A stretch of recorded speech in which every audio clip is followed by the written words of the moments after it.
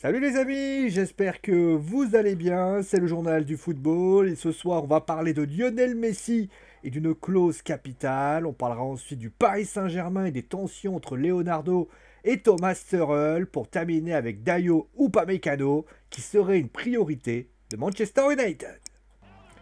On vous l'annonce, vous n'avez pas fini d'entendre parler de Lionel Messi durant ce mercato. Terrifié à l'idée de perdre Lionel Messi, la Liga a même montré ses dents en indiquant qu'une rupture unilatérale ne serait possible que si Messi paye sa clause libératoire. Vous doutez bien que payer 700 millions, même pour Messi, c'est assez compliqué. Maintenant, un événement inattendu semble tout remettre en cause.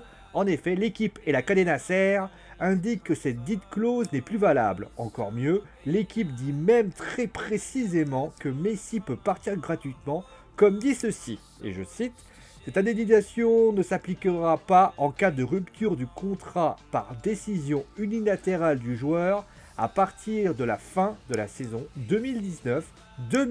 Autrement dit, tout club désireux de recruter la Pulga n'a plus à négocier avec le Barça, mais avec lui personnellement. C'est sans doute pour cette raison que le joueur s'accroche à cette fameuse clause depuis le départ. D'ailleurs, si la Liga et le Barça font front et refusent un départ libre, l'international argentin pourrait se retourner vers la FIFA. En effet, la FIFA stipule qu'en cas de conflit entre le joueur et son club, le CIT, certificat international de transfert, nécessaire à un transfert de club à club, n'est pas demandé car il y a un souci de résiliation mutuelle prématurée de contrat. En tout cas, Lionel Messi a boycotté l'entraînement aujourd'hui, se considérant libre du FC Barcelone.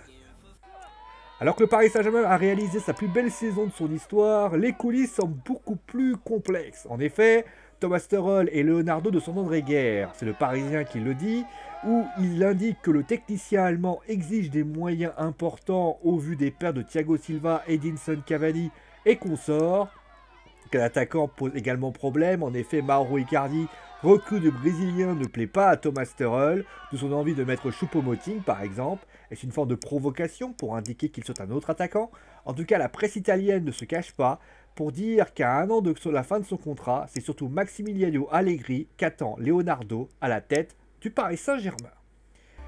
Alors que les Red Devils ont finalisé le transfert de Danny Van Den Beek, le mercato est loin d'être terminé. En effet, le club mancunien recherche un défenseur central et le joueur serait Dayo Upamecano. D'après ESPN, le club verrait le défenseur de Leipzig comme une recrue idéale. Maintenant, d'autres clubs comme le Real Madrid ou Arsenal seraient sur le dossier.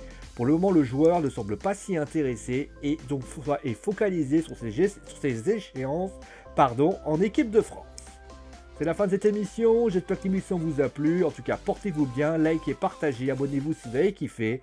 Allez, en tout cas, on se retrouve demain pour une nouvelle édition du journal du football. Allez, ciao les amis!